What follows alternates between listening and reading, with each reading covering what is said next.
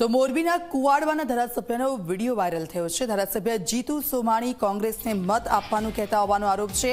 ભાજપના ધારાસભ્ય કોંગ્રેસને મત આપવાનું કહેતાનો આ વિડીયો સામે આવ્યો છે। સમગ્ર મામલે જીતુ સોમાણીની પ્રતિક્રિયા પણ સામે આવી છે।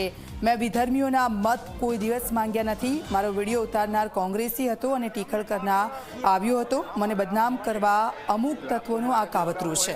ઝી 24 કલાક આ વાયરલ વિડીયોની પુષ્ટિ નથી કરતું। સોશિયલ મીડિયામાં આ વિડીયો વાયરલ થઈ રહ્યો છે। ભાજપમાં તાલુકા પંચાયતમાં જિલ્લામાં બેમાં ભાજપ પર જ નાખવાના તો કોંગ્રેસમાં નાખો ના એમાં અમને નહીં ફાવે, કારણ કે અમને 5 વર્ષ થયા આમાં લાભ મળે। એ લાભ તો મારે દેવરાવો હોય ને। એમ હા તો હું કહું એમ કરો ને। હા નાખજો કોંગ્રેસમાં પાણી પીવો ત્યારે ખોડાવી દઈશ। કાંઈ વાંધો નહીં, બસ ઈથી આપણે કાંઈ વધારે ન જોવે। અત્યારે 2 ફાર્મ પાણી હાલે મસ્ત, 50 વીઘા જમીન ઓકરાને કાંઠે છે।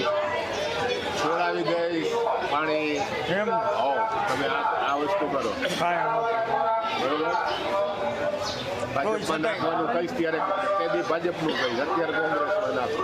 કાંઈ વાંધો નહીં, નકર કદાચ કંઈ ફરે એમ હોય તો ફોન બોન કરું કાલે। ભાજપ હું 2002 થી મારા પત્ની લડતા હતા ધારાસભ્ય તરીકે, હું પણ લડ્યો છું અને હરેક વખતે મેં ગામડામાં સભામાં મેં એમ કીધેલું છે કે મને વિધર્મીઓ મત આપી મારી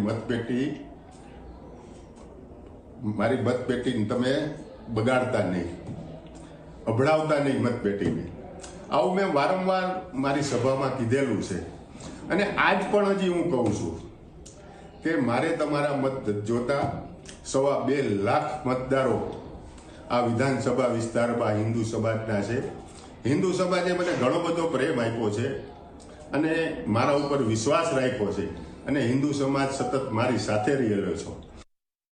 આ એક મને બદનામ કરવાનું કાવતરું છે અમુક તત્વોનું અને એ બદનામ કરવાનું કાવતરું ઘડી રહ્યા છે, પણ મારી પાસે પુરાવા છે કે ત્યાં આમ આદમી પાર્ટીનો ઉમેદવાર હતો, અપક્ષ ઉમેદવાર હતા અને ભારતીય જનતા પાર્ટીના ઉમેદવાર હતા। ભારતીય જનતા પાર્ટીનો રાજાવડલા સીટનો ઉમેદવાર ભાજપનો પણ ત્યાં હાજર હતો।